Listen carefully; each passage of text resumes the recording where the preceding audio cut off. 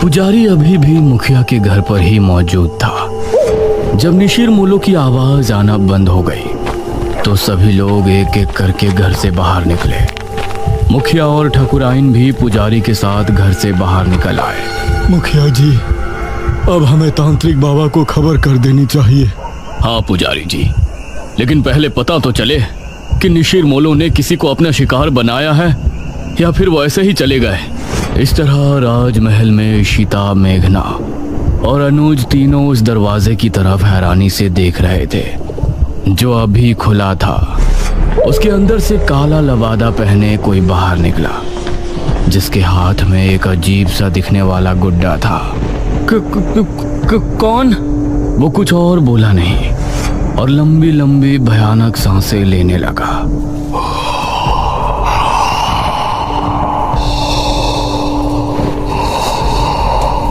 उसकी भयानक सांसों को सुनकर ये तीनों डर गए और तभी वो तेज रफ्तार से इनकी तरफ भागा। भागो जल्दी, महल से बाहर निकलो। इन तीनों का दिल दहल उठा और ये खिड़की की तरफ भागे। जल्दी करो। वो अभी भी इनके पीछे ही था। अनुज ने पहले इशिता और फिर मेघना को बाहर निकाला। वो अनुज तक पहुंचने ही वाला था कि तभी अनुज भी खिड़की से कूद गया। क्या था वो? चलो अब घर चलते हैं, 2 बज रहे हैं, कहीं पिताजी या माँ जाग ना जाए। ये तीनों गांव की तरफ रवाना हो गए। माँ और पिताजी को इस बारे में बिल्कुल नहीं बताना, ठीक है? अरे हम क्यों बताएंगे भला? जैसे ही ये तीनों गांव पहुंचे तो बाहर ही पुजारी और बहुत से लोग खड़े थे। अनुज, तुम यहाँ? हमें तो लगा कि तुम तीनों अपने अपने कमरे में सो रहे हो। इतनी रात में तुम तीनों कहाँ से आ रहे हो? वो पिताजी। मुखिया ने मेघना और इशिता की तरफ देखा। तुम दोनों कहाँ गई थी अनुज के साथ? जी माफ कर दीजिए अंकल, हम दोनों का घूमने का मन हो रहा था। तो दिन में घूमने चले जाते, रात में बिना बताए जाने की क्या जरूरत थी? माफ कीजिए पिताजी, मैं ही इन दोनों को ले गया था। लेकिन आप सब लोग यहाँ बाहर इकट्ठा होकर क्या कर रहे हैं? अनुज ने बात को बदलते हुए कहा। आज गांव में निशिर मोलो आए थे, सभी उनकी आवाज सुनकर ही खौफ में थे। क्या निशिर मोलो? ये निशिर मोलो कौन है? 4 कथई लबादे वाले शख्स जो अपने कंधों पर एक ताबूत उठाए रात के समय गांव में घूमते हैं। उनकी आंखें लाल चमक रही होती हैं। रात के समय गांव में घूमते हैं। उस समय अगर वो किसी को देख लेते हैं या कोई उन्हें एक बार देख लेता है तो वो उसे अपने साथ ले जाते हैं। सभी गांव के लोग तो अपने अपने घरों में थे, लेकिन वो लोग संपत और कप्ता को ले गए। वो बाहर ही जुआ खेल रहे थे। अनुज, इशिता और मेघना तीनों ही ये सुनकर चौंक पड़े। पिताजी, लेकिन इससे पहले तो ऐसा गांव में कुछ भी नहीं हुआ, न ही आपने मुझे कभी इसके बारे में बताया। ये 400 साल पहले की बात है बेटा, हमारे महाराज के समय की बात। लेकिन उस समय किसी तरह उनको रोक दिया गया था। लेकिन अब अचानक वो कैसे जाग उठे, ये तो बात समझ के बाहर है। मुखिया जी, अब कल सुबह ही तांत्रिक महाराज से मिलने के लिए निकलेंगे। फिलहाल सभी लोग अपने अपने घरों को जाएं और निशिर मोलो से सावधान रहें। ये सुनकर सभी गांव के लोग अपने अपने घरों को चले गए। लेकिन अब सभी के दिल में अजीब सा डर बैठ गया था। इशिता और मेघना भी अपने कमरे में पहुंची। ये तो बहुत बड़ी गड़बड़ हो गई। हम लोग तो यहाँ पर मृत्युंजय अमृत के लिए आए थे और यहाँ तो राजमहल निशिर मोलो पता नहीं क्या क्या सुनने में आ रहा है। ये लोग अब हमें मृत्युंजय अमृत तक लेकर भी जाएंगे या नहीं? अरे तुझे दिख नहीं रहा यहाँ कितनी प्रॉब्लम है? हम दोनों सुबह यहाँ से जा रहे हैं बस। नहीं, मैं नहीं जा सकती। लेकिन क्यों? वो मृत्युंजय अमृत। इतना कहकर मेघना ने आगे कुछ नहीं कहा। आपने बिना सोचे समझे उन दोनों लड़कियों को घर में जगह क्यों दे दी? देखा ना अब क्या हुआ। ठकुराइन, वो लड़कियां तो अनजान है, लेकिन अनुज को तो सब कुछ पता है ना। वो उनको लेकर रात में निकल गया, इसमें हम उनको दोषी नहीं ठहरा सकते। उनको लेकर जाने वाला तो हमारा ही बेटा है ना। कुछ ही देर में सभी एक एक करके सो गए।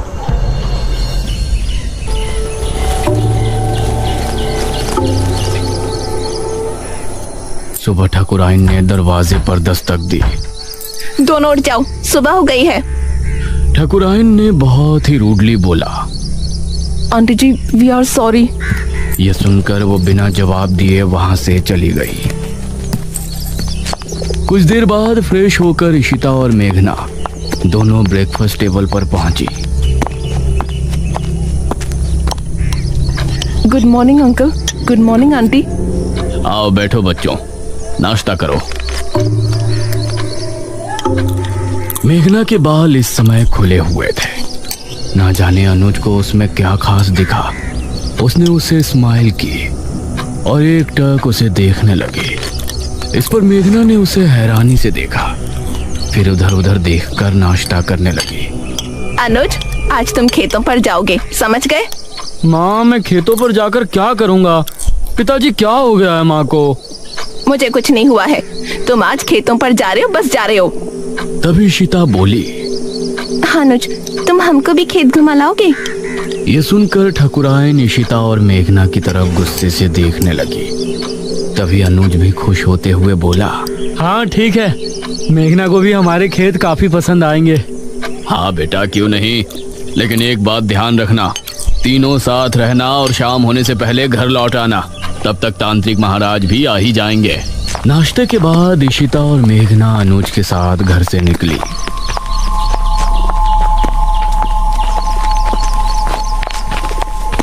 तुम अंकल आंटी के सामने मुझे ऐसे क्यों घूर रहे थे? तुम सच में शहर से ही हो ना? क्यों, कोई शक है? शहर की लड़की होती तो अब तक समझ जाती कि मैं उस पर लाइन मार रहा हूँ। वो मतलब स्लिप हो रहा हूँ। अनुज, उसे ऐसे मजाक बिल्कुल पसंद नहीं। ओह अच्छा।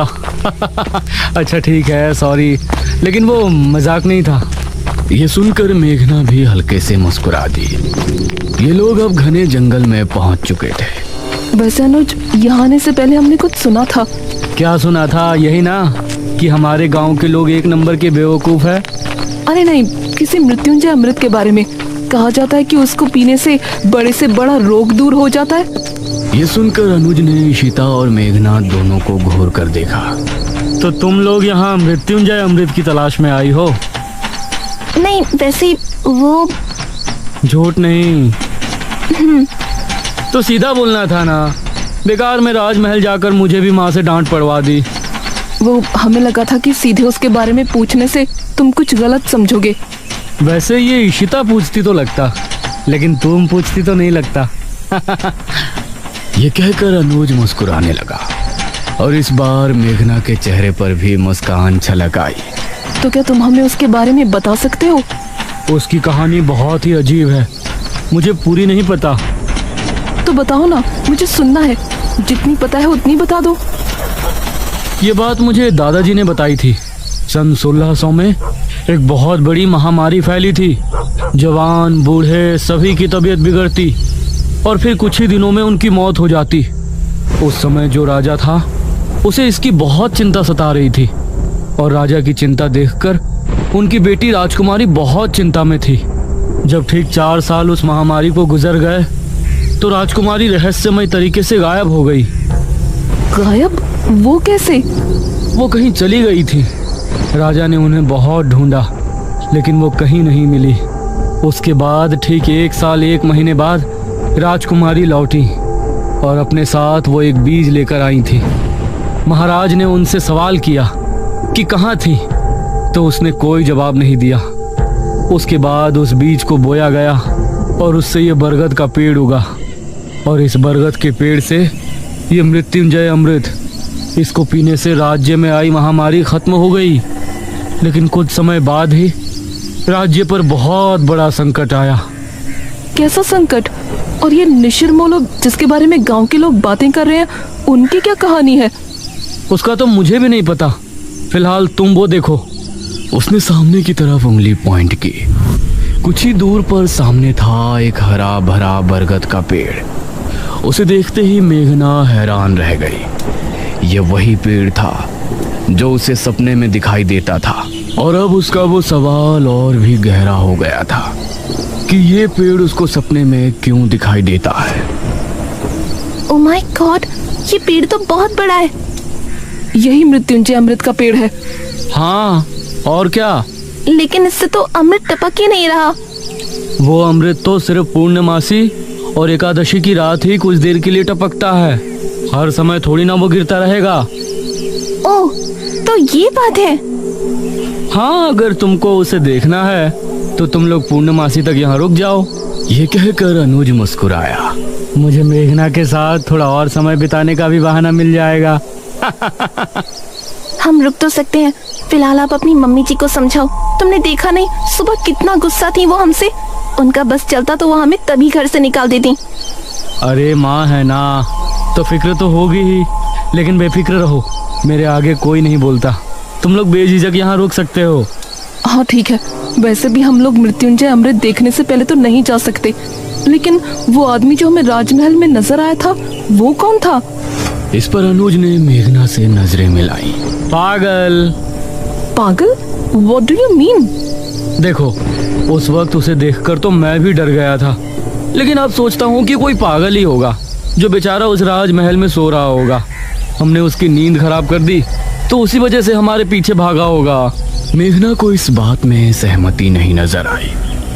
वो कोई पागल तो हो नहीं सकता, उसका पहनावा भी आज के टाइम का नहीं लग रहा था। इशिता ने पेड़ की कुछ फोटो खींची और ये लोग खेतों पर पहुंचे। ये काफी देर तक साथ घूमे और इनके बीच बातें भी खूब हुई। अनुज की बातें अब मेघना को भी अच्छी लगने लगी थी, लेकिन वो अपने सपने और इस गांव के रहस्यों के बारे में ज्यादा सोच रही थी। शाम होने से पहले ये तीनों गांव वापस पहुंच गए।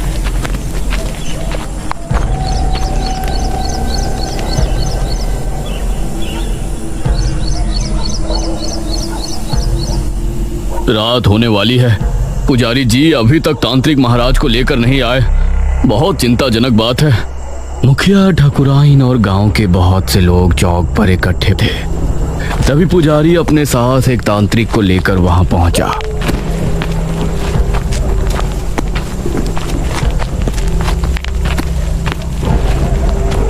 प्रणाम बाबा। प्रणाम। तांत्रिक महाराज नहीं आए? तांत्रिक महाराज शाम से ध्यान मग्न बैठे हैं। वो सुबह सूरज निकलने से पहले नहीं उठ सकते, इसलिए मैं उनकी जगह यहाँ आया हूँ। आप निशिर मोलो के बारे में सब जानते हैं ना? चिंता ना करें, तांत्रिक महाराज का आशीर्वाद हमारे साथ है। हम आपकी समस्या का निवारण करने की पूरी कोशिश करेंगे। तो बताइए तांत्रिक जी, क्या करना होगा? हम पूरी रात जाग कर एक अनुष्ठान करेंगे जो कि गांव के चौक पर होगा।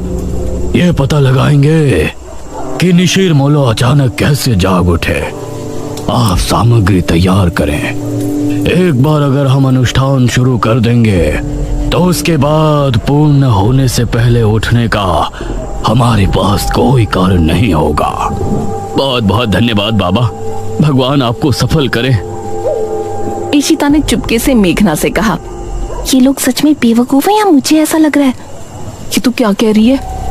और क्या, वो आदमी गायब हुए हैं, उसके पीछे कोई और वजह भी तो हो सकती है। जरूरी है कि उन्हें किसी भूत ने उठाया हो। निशिर मोलो, चुप कर। कुछ ही देर में अनुष्ठान की पूरी तैयारी हो गई। एक अग्निकुंड, एक कपाल और एक नर हथहड्डी। उसके आसपास 4 धूप बत्तियों से धुआं निकलकर वातावरण को शुद्ध कर रहा था। आप सभी अपने अपने घरों में जाएं और अनुष्ठान के सफल होने की प्रार्थना करें। हवा फिर से तेज हो गई थी। चौक पर सिर्फ तांत्रिक और पुजारी नजर आ रहे थे। मेघना और इशिता खिड़की से तांत्रिक को देख रहे थे। मुखिया, अनुज और ठाकुराइन सोफे पर बैठे थे। अरे मेघना, क्या कर रही हो वहाँ? आकर बैठो ना, कुछ नहीं होने वाला इन लोगों से। अनुज, तुम खुद किसी को नहीं मानते तो मानने वाले का मजाक भी मत बनाओ। अभी ये लोग बातें कर ही रहे होते हैं कि तभी भारी कदमों के साथ 4 निशिर मोलों की आवाज जैसे ही गूंजना शुरू हुई, गांव के सभी लोगों का दिल बुरी तरह से दहल गया।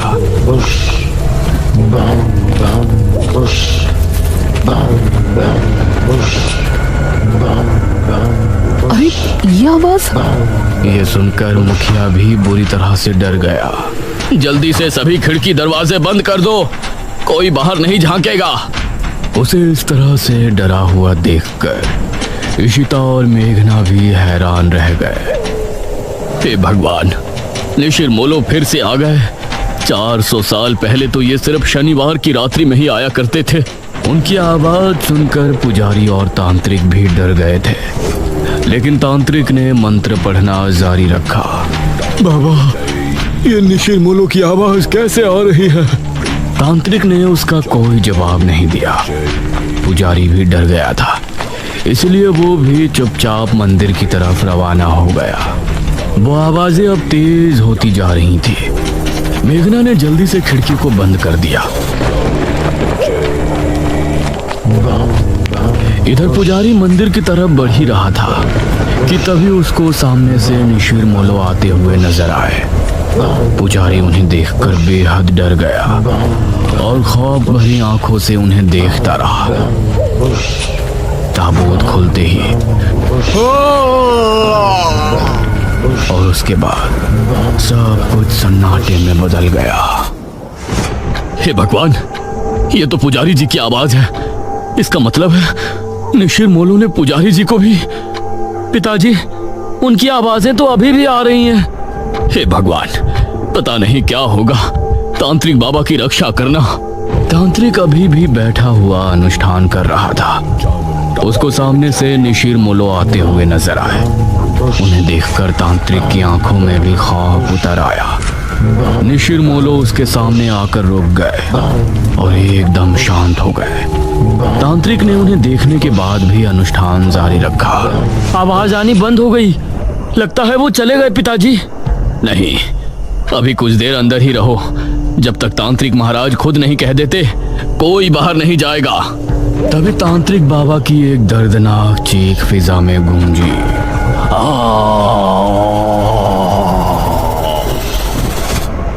हे भगवान, ये तो तांत्रिक बाबा की आवाज है। धीरे धीरे आवाजें हल्की होती चली गईं और फिर पूरी तरह से शांति छा गई। चलो, सब जल्दी से बाहर चलो। अब मुखिया और सभी गांव के लोग अपने घरों से निकलकर चौक पर पहुंचे। वहां उन्होंने देखा कि तांत्रिक बाबा किसी मिट्टी के पुतले के जैसे जमे बैठे हैं। उनकी आंखें और मुंह पूरी तरह से फटा हुआ है। तांत्रिक बाबा! अगले ही पल उनका शरीर धीरे धीरे गायब हो गया। ये भयानक मंजर देखकर सभी के डर के मारे चीख निकल गई। निशिर मोलो पुजारी जी को ले गए और तांत्रिक बाबा का अंत कर दिया। इसका मतलब वो सिर्फ ये अनुष्ठान रोकने आए थे। पिताजी, अब निशिर मोलो से हमें कौन बचाएगा? अब तो तांत्रिक महाराज को ही आना होगा, वही कुछ कर सकते हैं। इशिता और मेघना तांत्रिक की मौत देखकर बहुत डर गई थी। दूसरी तरफ गुफा में बैठे बड़े तांत्रिक ने अचानक से अपनी आंखें खोली। उनके चेहरे पर चिंता की लकीरें साफ नजर आ रही थी। निशिर मोलो का ये रूप, उसने हमारे शिष्य का भी अंत कर दिया। अब हमें खुद वहां जाना होगा, वरना प्रलय आ जाएगा। उस रात जब मेघना सो रही थी तो उसे एक सपना आया। वो एक राजकुमारी वाली वेशभूषा में एक सुनसान जंगली इलाके में घूम रही है। दूर दूर तक कोई नजर नहीं आ रहा है। तभी कोई पीछे से उसके कंधे पर हाथ रखता है। हाँ? मेघना चौंकते हुए पीछे मुड़कर देखती है और उसके मुंह से चीख निकल जाती है। उसे देखकर वो चीखती हुई नींद से जाग उठती है। अरे मेघना, क्या हुआ? मृत्युंजय अमृत क्या है ये तो हमने जान लिया, लेकिन निशिर मोलो कौन है और मेघना का इन सब से क्या संबंध है? वो कौन सा खौफनाक रहस्य है जिसकी वजह से गांव के लोग पहले भी खौफ में थे और आज भी है? इन सभी सवालों के जवाब जानने के लिए हमारे साथ बने रहिए निशिर मोलो के तीसरे भाग में।